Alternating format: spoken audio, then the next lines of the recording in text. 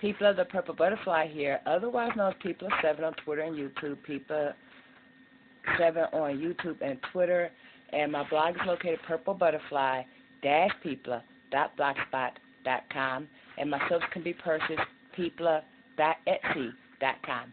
And I just cut my first in the pot color swirl, which uses titanium dioxide, coral reef blue, and foliage.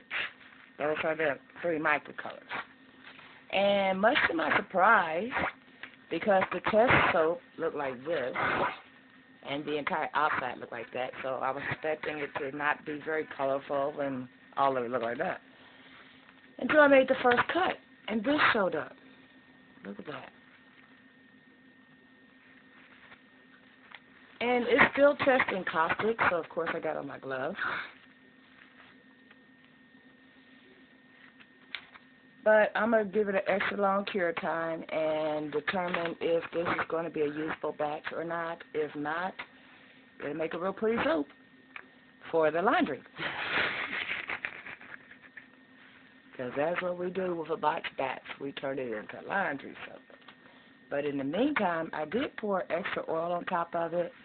What had happened was I ran out of castor oil, and I knew I was out of castor oil, but I forgot this recipe had castor oil in it.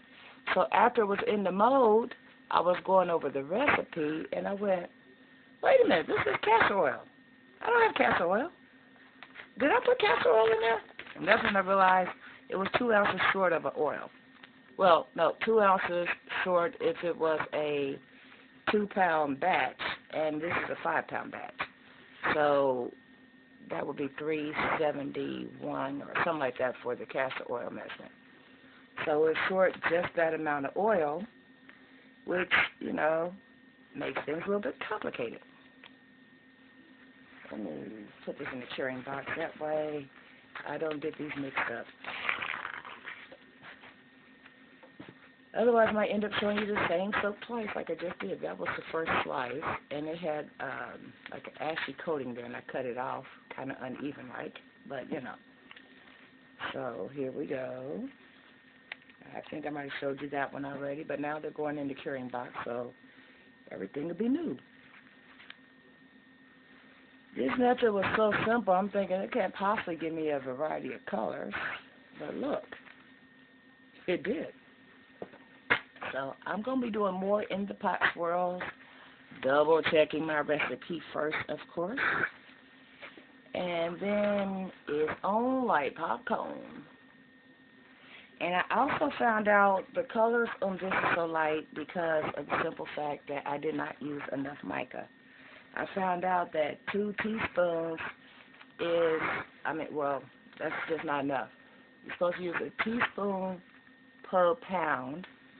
And I had 2 teaspoons total. I had a teaspoon of the foliage, and I had a teaspoon of the coral reef blue. So, since it's a 5-pound batch, that means total I needed, you know, about 5 teaspoons. Teaspoon per pound. And that would be for both colors. You know, it's like if you need 10 teaspoons and 5 teaspoons are obviously going to go in one color and 5 goes in the other, or whatever other color you're mixing in there. Something like that. I haven't quite figured out that formula yet, but I'm getting there.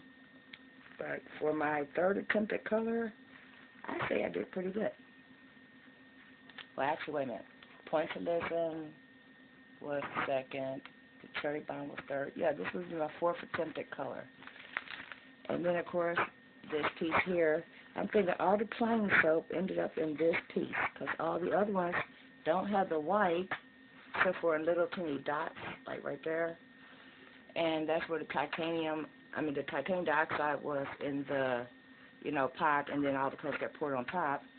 And this was the very last to come out of the pot, and I poured it in the little sample size mode because, you know, the regular mode was full. So I'm going to make sure, if nothing else, I more evenly distribute it, or just accept that one bar might be incredibly light with a couple of colors where everything else looked as gorgeous as you think. Anyway, this has been People of 7 on Twitter and YouTube, People elsewhere on the internet. Don't forget to rate, comment, and subscribe, and stay blessed. Bye.